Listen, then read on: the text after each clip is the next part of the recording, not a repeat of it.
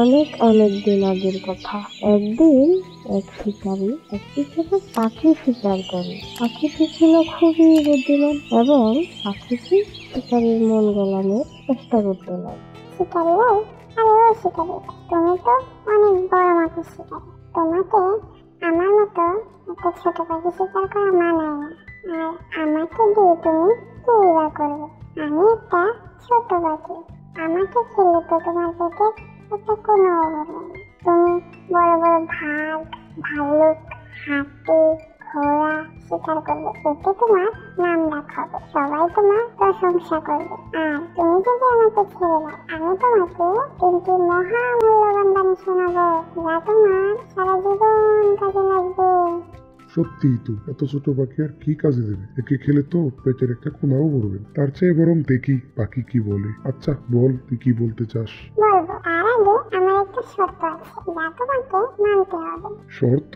শর্ত আবার কিসের? আমি তোমাকে প্রথম কথাটি বলবো তোমার হাতের উপর বসে, আর দ্বিতীয় কথাটি বলবো গাছের ওই ডালে বসে, তৃতীয় কথাটি বলবো গাছের মূল ডালে বসে। ঠিক আছে ঠিক আছে, বলতো এবার শুনি তোর মহামূল্যবান বাণীগুলো।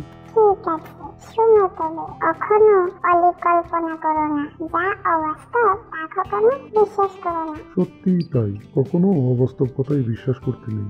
এবার আমাকে গাছের ডালে যেতে দাও।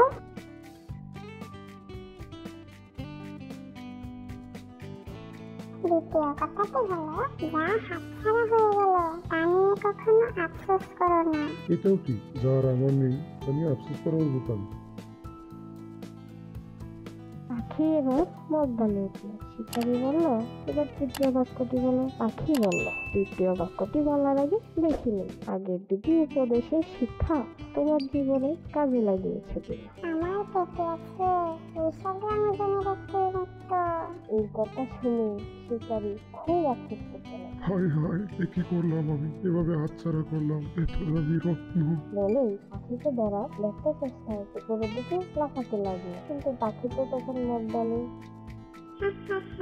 তোমাকে আগেই বলেছিলাম, যা অবাস্তব তা কখনো বিশ্বাস করো না।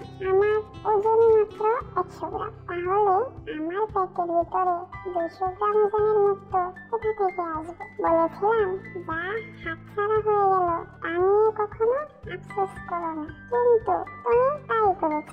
তোমাকে আর কোনো উপদেশ দেওয়া অর্থহীন, কারণ অধিকাংশ মানুষের মতো তুমিও উপদেশ কান দিয়ে শুনেছ, কিন্তু তার থেকে শিক্ষা নাওনি। তোমার মতো এত বোকা ও লোভীদের কারণে প্রতারকরা প্রতারণা করার সুযোগ পায়। বন্ধুরা, তোমরা এই গল্প থেকে কি শিক্ষা পেলে কমেন্টস করে জানাও। তাহলে আজকের মতো এখানেই বিদায়।